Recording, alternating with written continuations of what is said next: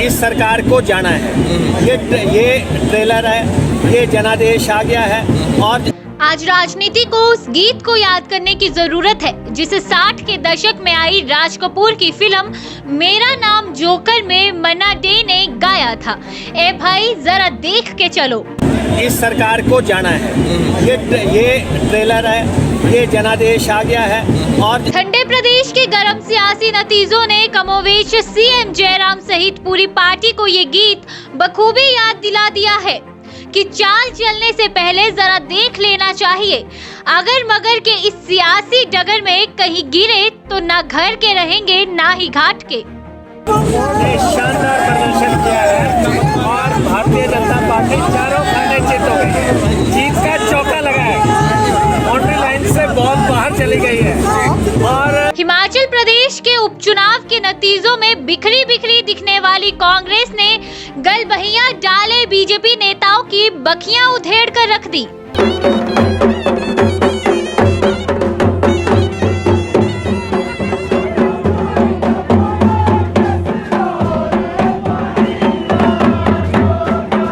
हुआ क्या है, इन्होंने चुनावी वायदे पूरे नहीं किए। हम पहले कहते थे मुख्यमंत्री जी आप लगातार हवा में उड़ रहे हो, आप जो है जमीन देखो और सड़कों का क्या हाल है, दूसरे प्रोजेक्ट्स का क्या हाल है, कोई नई चीज शुरू भी हुई है कि नहीं हुई है। तो मुख्यमंत्री जी गुस्सा कर रहे थे। कांग्रेस की इस जीत ने बीजेपी के छक्के छुड़ा दिए हैं। साम दाम दंड भेद करने के बावजूद भी बीजेपी नेताओं को चेहरे छिपाने के लिए भी जगह नहीं मिल रही है।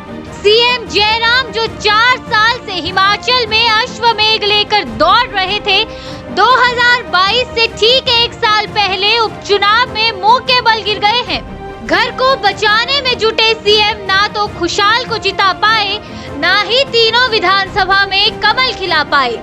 से कांग्रेस ने महंगाई को बड़े हथियार के रूप में इस्तेमाल किया और महंगाई मुद्दा थी और ये मुद्दा उनके हाथ में लगाई और इसी मुद्दे को लेकर के उन्होंने प्रमुख रूप से ये करने की कोशिश की।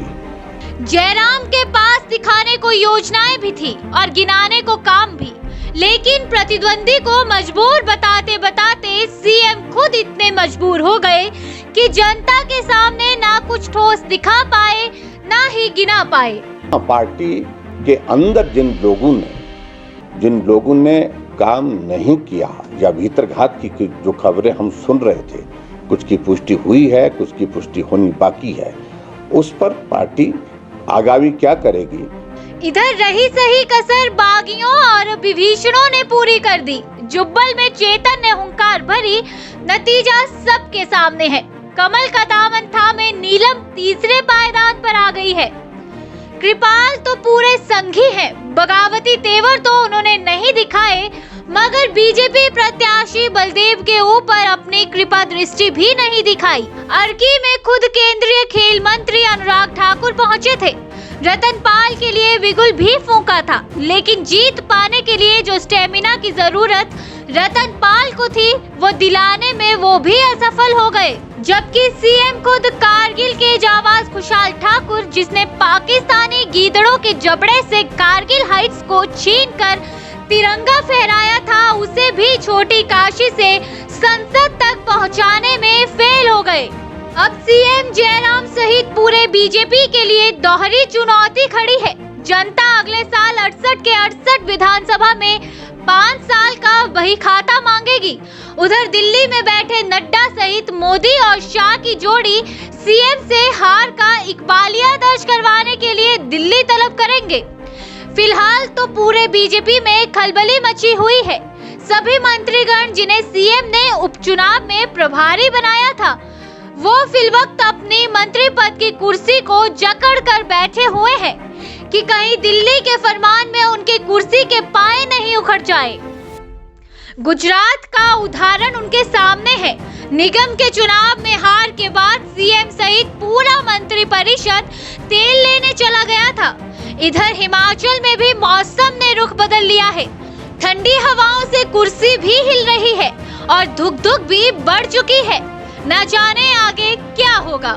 ट्विन इंजन की बात कर रहे थे कि हमारी यहाँ भी सरकार है, केंद्र में भी सरकार है और बार बार वो इस बात को कह रहे थे।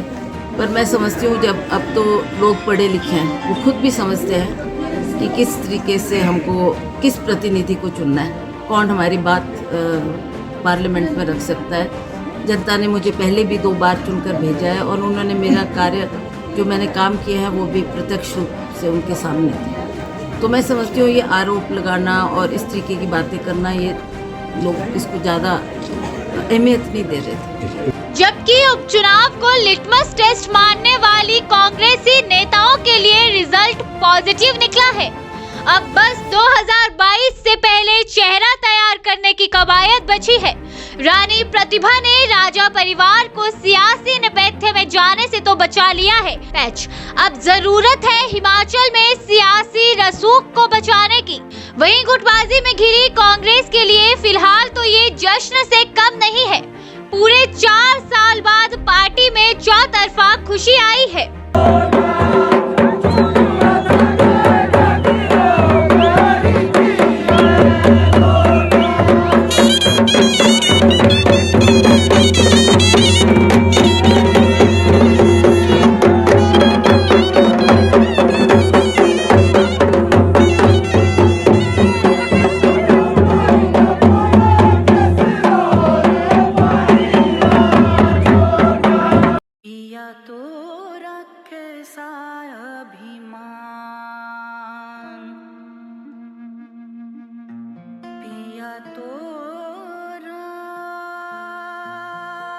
बीती यादों से नाता सहेजना सीखा, हाथ थाम कर जिनके चलना सीखा, गिरने लगती जब तो उनसे संभलना सीखा।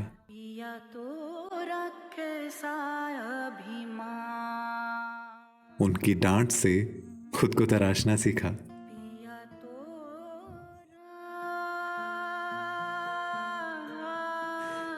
घर से दूर होकर भी दिल को हमेशा यह एहसास रहता है, उनका प्यार और फिक्र हमेशा मेरे साथ रहता है।